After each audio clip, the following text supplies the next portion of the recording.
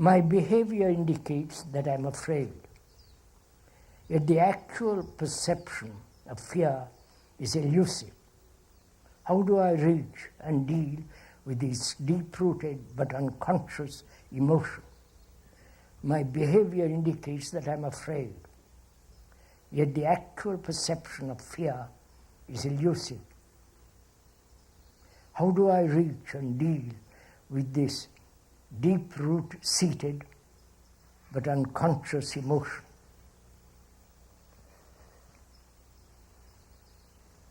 Do you want to go into this now? I was going to deal with it on Saturday. It doesn't matter, we'll deal both days.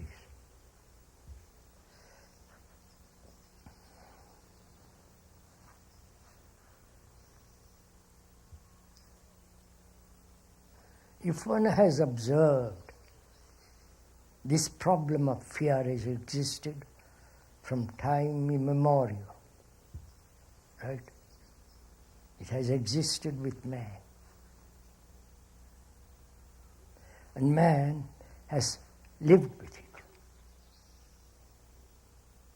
both consciously or hidden deep down.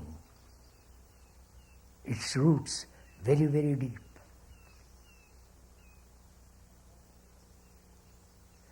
And either we have escaped from it through logic, through analysis, through any form of entertainment that helps us to avoid coming directly into contact with it and holding it, or we have suppressed it.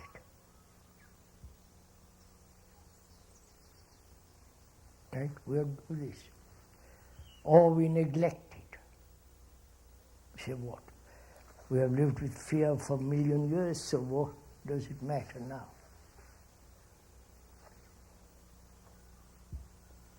And one knows the consequences of fear.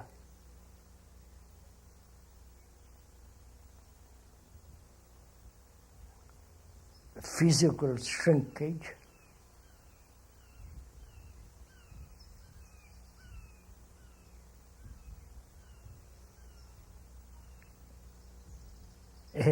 a tendency to be a hypocritical resistance,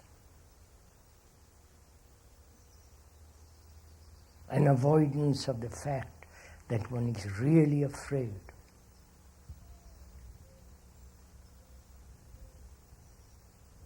So if one really profoundly wants to be free from that reaction called fear,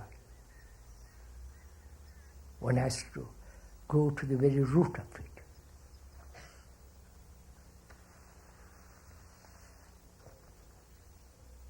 There is biological fears. Body, the organism, which must protect itself, and the fear of disease, old age, death, and the fears of past memories.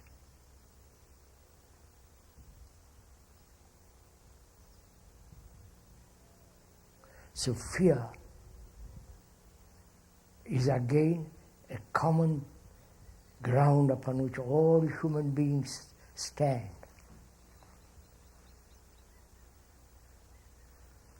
So, either we deal with it superficially or inquire into it very, very deeply.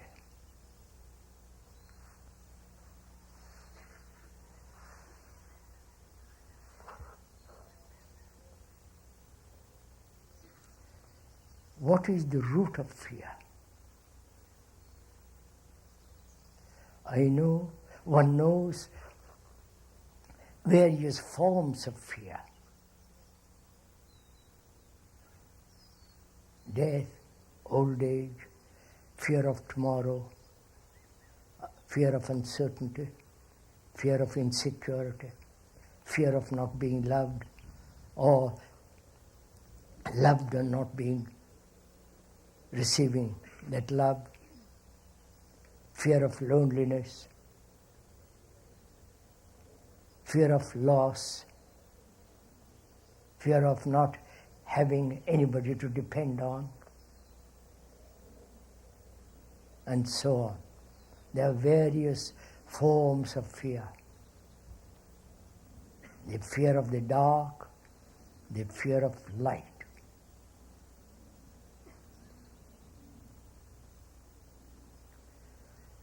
Do we deal with the outward forms of fear?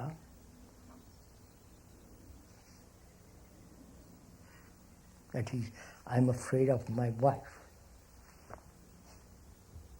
or I'm afraid of a bully. A bully, bullying all the time, you lie, you do all kinds of things.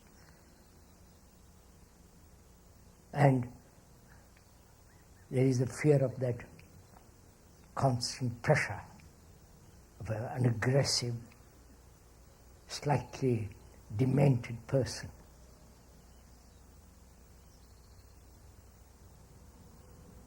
So, do we want to deal with fear superficially, which is intellectually, verbally, or do we want to go into it very, very, very deeply? Please, this is a serious question which you must answer for yourself.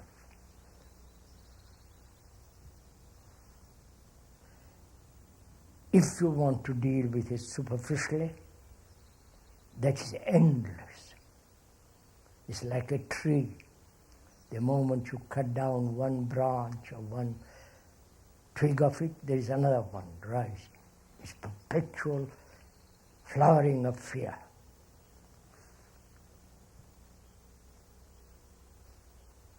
Or you go into it observing its very nature, structure, how it comes into being.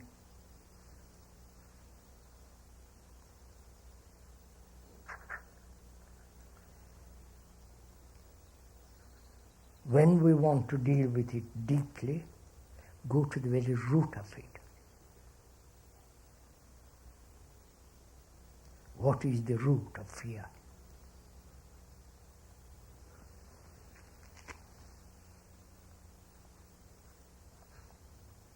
Please, I'm not telling you, the speaker is not pointing out, we are together investigating into a tremendous, complicated problem which has crippled humanity. And out of fear we've done all kinds of things, invented all the gods on earth. If there is absolutely no psychological fear, then you are beyond all gods.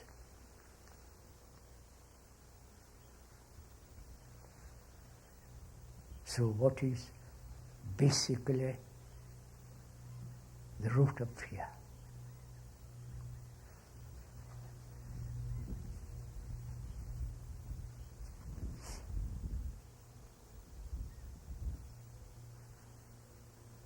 Is it time and thought?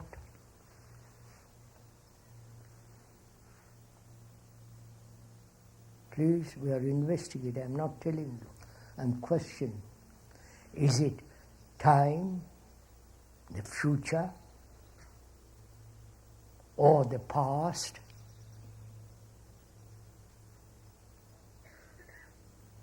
And is it also thought?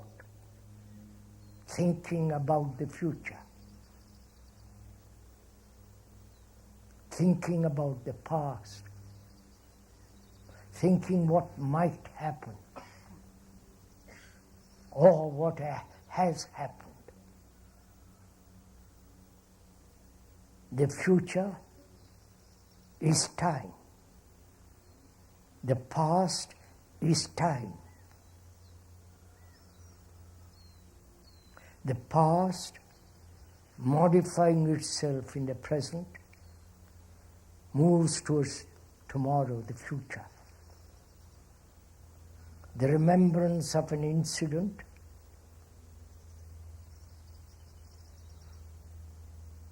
which has caused fear, and the future of that incident awakening the new fear. You following all this? Am I talking to myself, or we are meeting each other?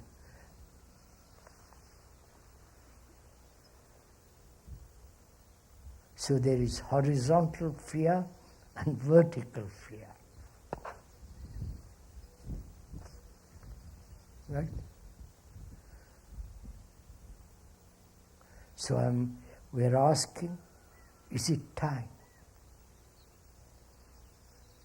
The past, the present, and the future. I'm afraid of, one is afraid of the present, the instability, the threat of war, the bomb that some country, another great tribal country might put it on this, so on. So one is afraid of the past, the present, and the future. This is a movement, right? It's not something that is static, it's a movement. And so, a movement means time. From here to the village, it requires time to travel, to go to the village. From one point to another point, it means time. So, we are asking if time is one of the factors of fear. Logically, it seems so. Rationally, sanely. And is thought also the root of fear? I think tomorrow might bring me unemployment. I'll be unemployed tomorrow. They're thinking about it. While I am employed, thinking about it tomorrow is also the beginning of fear. Right, you're following? Thinking about the past, the incidents, the psychological accidents which has brought about certain forms of fear. Thinking about the past, thinking about the future, thinking about the actual moment of life in which there is such tremendous uncertainty. Thought breeds fear, right? You following all this? So time and thought, are they the major factors of fear? And if they are, and as in reality they are, what is one to do? You understand my problem? Are we meeting each other? You have explained this to me, that time and thought is the root of fear. You have gone into it, you have explained it. Not in great detail, but I've captured the meaning of what you have said. Now, then you ask me, is it an idea that you have accepted? the words that you have accepted, or listening what you have said to me. From that listening, I have made an abstraction of it into an idea, and I'm struggling with the idea. Then I ask, how am I to put that idea into action? You see the difference? Vous avez compris? You have understood what I'm saying?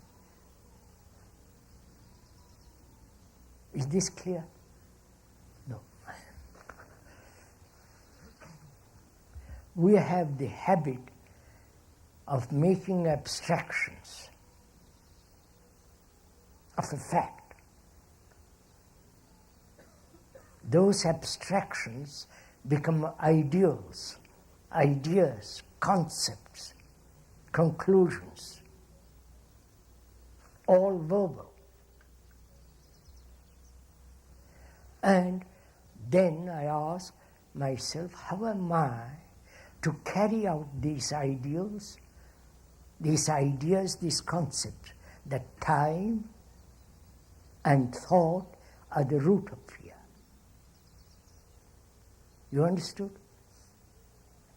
I have made an abstraction of what you have told me. Time and thought are the root of fear. And I'm pursuing the idea. How am I to carry out in life? The speaker says, please don't do that. Don't make an abstraction of what you have heard. That time and thought are the root of fear. Don't translate it into an idea, but find out the truth of it, the actuality of it. That is, I see that I really am afraid of the past, which is so. Also, I'm afraid the present, because the things are so incredibly destructive around me. And also I'm afraid of tomorrow, the future. The atom bomb, the nuclear bomb, the mugging, the man terrorists and the politicians with their game.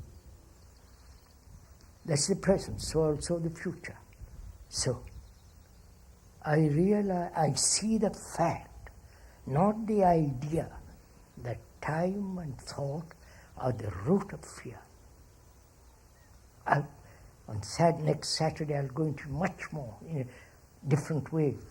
But this is the root of fear. Now what shall I do? I realize I see the fact. I see the truth of what you have told me. Not romantic, idealistic, all that. That's no meaning. I see the truth, the actual truth of what you have told me.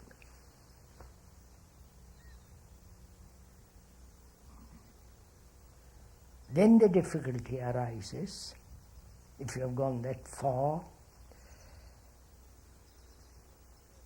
Who is the observer who actually sees the fact? You understand all this? Or is this too difficult? Huh? All right. Who is the observer? Says, yes, I see the truth of it.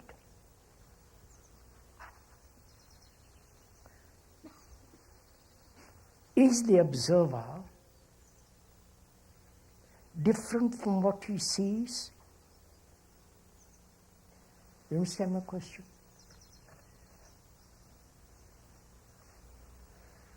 When I say yes, I see the truth of what you have told me, I have already played a trick, which is, I see the truth of it. That means I am different from the truth. You following?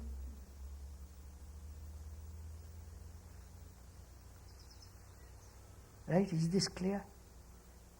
Wait a minute, let me put it much more simply.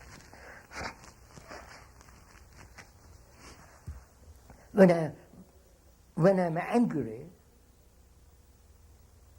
is that anger different from me? Or at the moment of anger, there is no difference.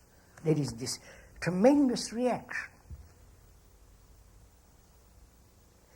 A few seconds later, I say, I have been angry. Therefore, I have divided myself as the me who is being angry. Right? You see? So, when you have told me the truth, the fact that time and thought are the factors of fear, I listen to it very carefully. And I say, yes, I see the truth of it. And the perception of the truth is something out there and me watching it. I follow this? Or there is no observer but only the fact of it. You understand the difference? Are we meeting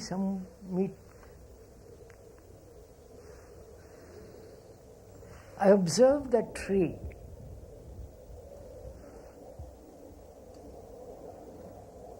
In that observation, words spring up. That's an oak tree. And that the very naming of that tree prevents me from actually looking at it. You understood? If I go to a museum and see a picture, a painting by the old masters, I don't like modern painting, so it doesn't matter. And I go there and look. When I compare one master against another master, I'm not looking at the actual painting of a particular master. Right? I'm comparing, judging. I'm never observing very closely without any sense of other painters looking. So, when I observe, when I see the truth of what you have told me, there is no division between the observer and the observed. There is only the truth of it, not I see it. And that perception, which is holistic, frees the mind from fear. Completely. Have you got this? Don't look, please, so puzzled.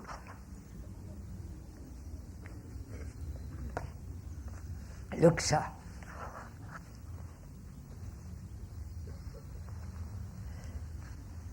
What time is it?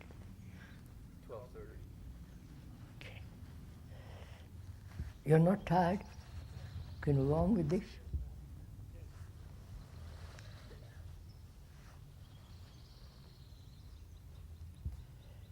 It's very important to understand this. I am afraid. Suppose I am afraid, psychologically. I then try to control it. I try to rationalize it. I try to escape from it. I go to somebody to help me to resolve it.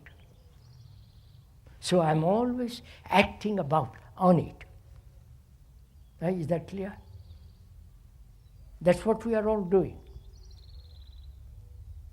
Acting upon it either to dissipate it, or to control it, or to run away from it, or to suppress it. This is what we do, acting upon it. So there is always this conflict, right? Is that clear? The struggle not to be afraid. which is a conflict.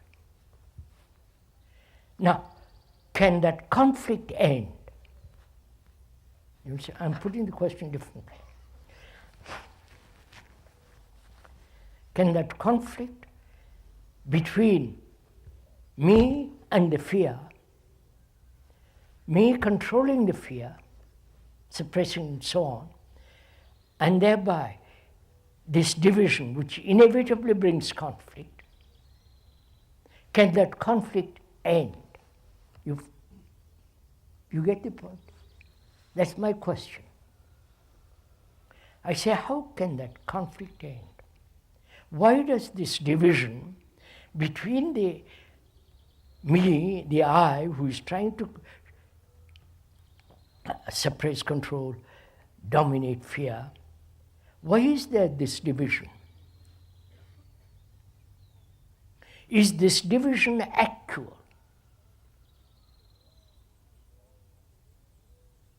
Or is it merely semantic, verbal? Or not being able to solve the problem, thought has divided itself as the me and the fear. You understand?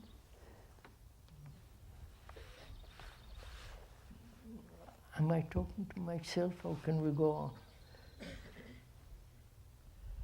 Sorry, you probably never thought about all this. So it is important to resolve this conflict, because we live in duality. I am this, I should not be that. I should be that. So there is always this duality which brings about conflict, right? Now, I want to find out, no, I won't use that, can this conflict end? Is there, please listen to it, is there an opposite? I am afraid. The opposite is not to be afraid, right? Or have courage.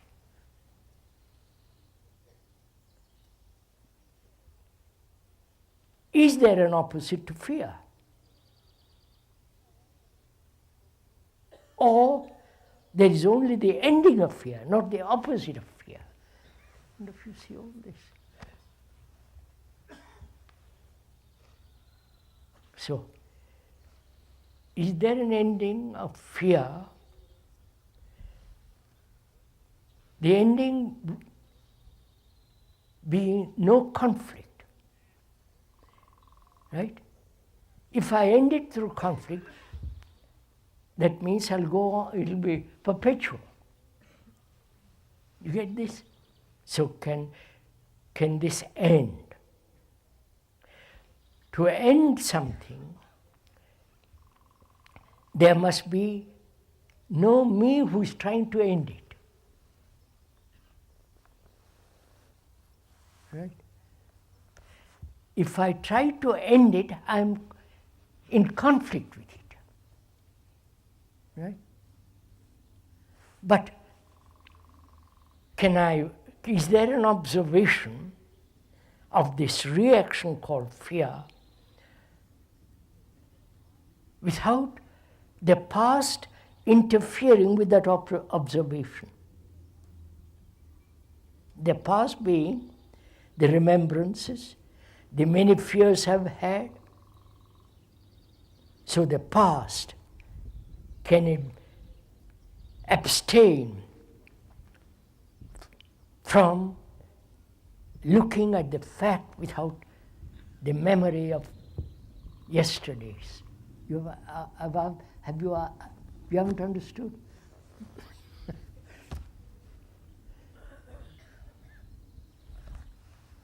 Look, sir. If I'm married, I meet my wife every day. Every day. Rather boring. every day. Listen carefully, please. Don't laugh. Every day. So I begin to know her. I know how she looks, what her gestures, all the rest of it, the words. So gradually, I have built up a knowledge about her. And whenever I look at her, all the knowledge comes out, right? The knowledge is the past, right? Because I have built the knowledge day after day, day after day, day after day, accumulated it through various incidents and so on and so on. So whenever I see her, this knowledge, which is the past, looks at her, right? You're doing this. It's nothing new. Only we are putting into words. And so this knowledge is the remembrance of things past, meeting the present, and so dividing, right? Physically, of course, my wife is not like me, male and female. But psychologically, I've divided myself. You understand? The remembrance of the accumulated memories, which is knowledge about my wife, has separated me, has separated as the me and her. Got this? The past has brought about this division. Now, similarly, the past remembrances of fears, past remembrance of accidents of fear, the happenings of fear is stored in the brain. And that brain is remembering the past. And so when it present reaction which comes, you name it immediately as fear and record it as fear. You follow this? Right? Is this clear? No, don't tell me this. Not clear. I can't help it, sorry. I try to put it in 3 or 4 different ways. The past is time. The past is the observer. And so the observer says, yes, that's fear. I know it's fear because I've had it so many times. So, moment it recognizes it's part of the past, right? You see this fact. So can you look at that reaction? Is there an observation of that reaction without the past?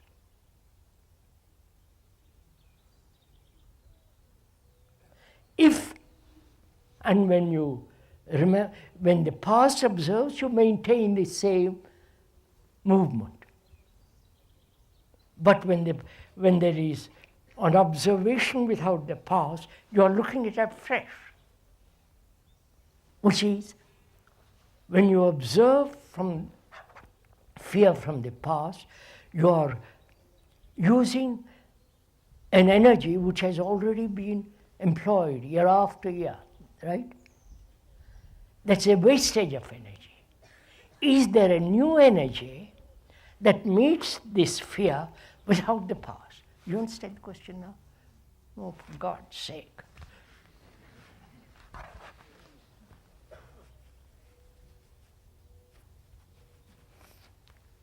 Let me put...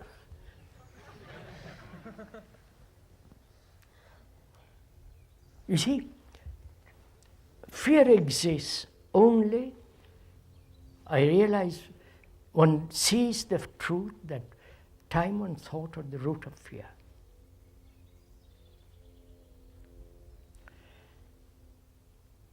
Fear exists when there is inattention, when there is no attention. Right? If I give complete attention to fear, it doesn't exist. But my brain has been conditioned not to give attention to this reaction. When you have sexual feelings, you're right? Whereas, what do you call it? Fear, if you give total attention to it, which is not to analyze it, not to rationalize it, not to escape from it, not to observe it from the past. Attention means giving your whole energy to look. Right? Then when you do, fear is not. I can't go on into this. I can go into it. We can go into it in different ways. On Saturday we'll go into it very much more. Because a mind that has fear is a destructive, aggressive, neurotic mind. Whereas a mind that is utterly free of fear psychologically is an extraordinary mind.